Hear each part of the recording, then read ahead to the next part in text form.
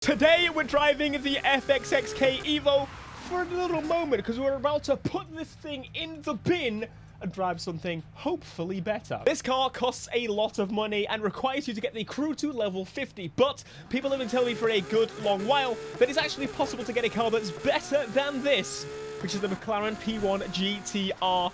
And you don't have to do some level 50 grind to unlock it. So what's not to like the idea of here? Let's go and buy it. I've been grinding up quite a little bit of money. We got 2.9 million. It took a couple of hours to get that. You know me, money guide. Good video. Good video. So we're going to buy it. Finally.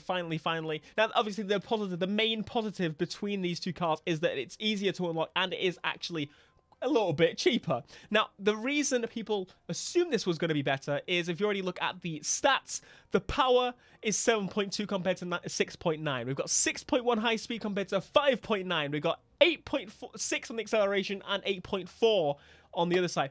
Pretty much in every stat, actually, yes, in every stat, it is better. It's better, but at the same time, it also has the same level, 363, which means surely this can be upgraded to even better. So let's get this purchased and let's get customizing. Now, quite frankly, I say customizing in the lightest term possible because obviously it's not good much customization. There she is looking all fly. Oh, I really love the P1. I think it's some of the most fantastic engineering, British beautifulness engineering. I love it. I'm obsessed with it. It's beautiful. The McLaren P1 is it's kind of my, like, if I could get a hypercar, it would be this. All right, let's go. Oh, it sounds so good. Anyway, I'm hoping one major thing here. I'm not expecting this to be the fastest car in the game, but I don't like driving the fastest car in the game too much. The FXXK Evo is great, but it doesn't turn enough. I actually did some testing while trying to get some money of doing one of my favorite events over and over again to get a decent time, to get an idea of how this thing's going to drive before I directly jump straight back into this. But obviously into the body customization, there's not going to be much at all other than wheels. We've got the trim options. We can actually remove the trim and make it look actually super clean. I actually think I might remove the trim.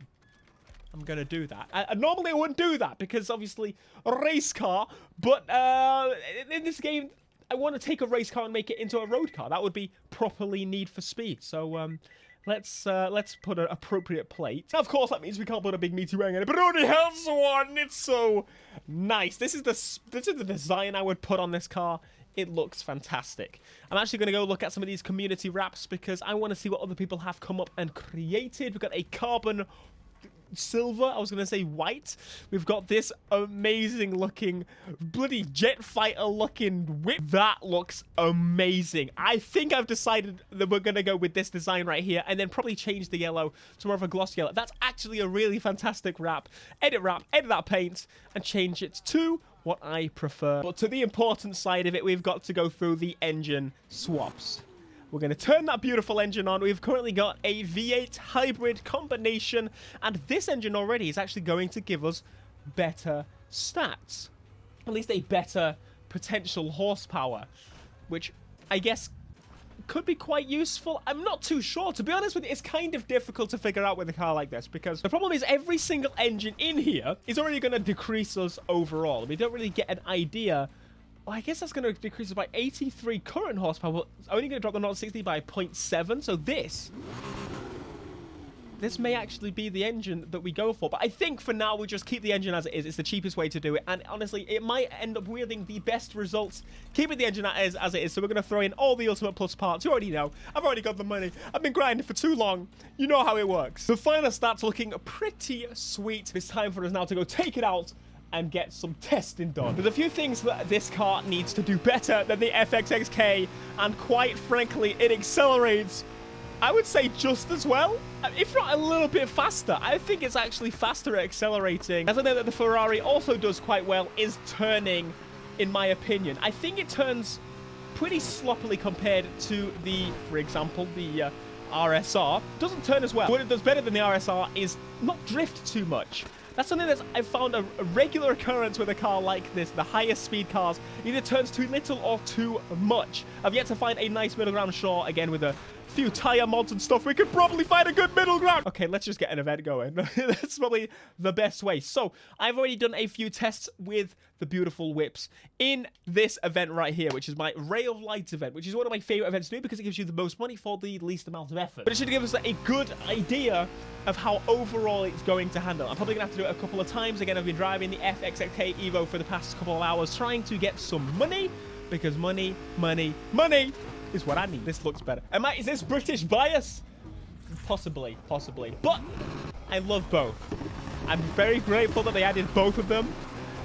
It's a bit weird that if this car is better, I keep assuming that it is. If this car, the turning is so much better straight away. It does have a bit of a slide, but is that so much of a bad thing? Oh, I don't know. Accelerate out of that first corner like it even exists. Yeah, turning definitely better. Definitely, and I'm so glad to actually finally be using this camera because I use this more so off camera because a lot of people used to moan at me for using this camera, but mate, it's bloody great. I think something you'll notice if you've been driving the RSR a lot yourself, this very clearly does. It's not as close. It's not close. The RSR, especially around this zone, will be doing 200 and something because it holds its speed scarily well. That's the main reason that people go back to that car. Now, I'm not usually one that really cares too much for the fastest car in the game, other than the fact that I want to dethrone that stupid car so badly you have no idea. To the point where I tried a Volkswagen Beetle to try and dethrone that stupid car. But it's annoying because obviously these are race cars. In your mind, they should be better, yes. But at the same time, I would normally champion. Yes, I wish a customization-y boy, like a Skyline or something, could beat the race cars. They don't. But the one car that does is a bloody RSR.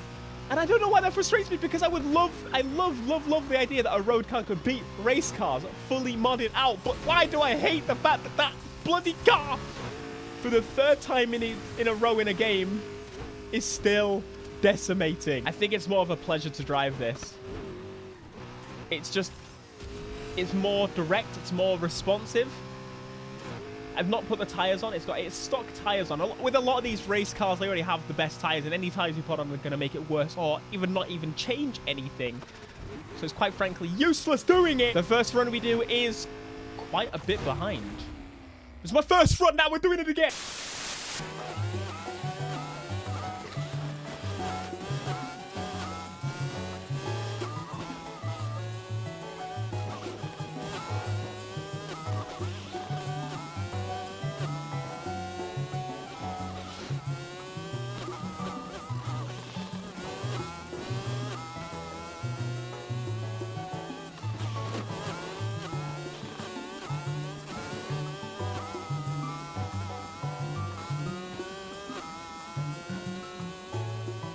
Come on! Get it! Holy crap! I've lost again! By like a millisecond. Interesting then. So, no. It's not better. That's the main reason I wanted it. I thought it was going to be better. The main difference between the two is that, yes, this thing drives very, very well. In fact, it gives you more turnability, but it seems that it's quite significantly slower. I mean, again, I could do the test a bunch of more times, but I think a few times is enough to figure out that I did one very easy run. I think it says a lot when I did my first run in the FXXK, jumping back from the RSR, and I did a much better, I say a much better time. The run you just saw was still 3 seconds slower than my second run with the FXXK. Which is really bizarre, because that run, I still hit some barriers and stuff and crashed a little bit along the way in the FXXK. This car, I hardly touched anything on the lap. So, what I'm going to say is, this car's good, but realistically, it's really not that great of a deal. You can get this earlier than you can get the FXXK, of course, yes, but if you got enough money for the FXXK, I would get that. And if you don't want to spend a lot of money, well, it's still the RSR, obviously. But in terms of the race cars of the two, yeah, this is rubbish. It hurts me as a Briton to say that, but thank you so much for watching this video. Hopefully you did enjoy. Be sure to smash that like button. Subscribe if you are new around here for more Need for Speed Heat, and I will see you in the next video. Until next time, peace.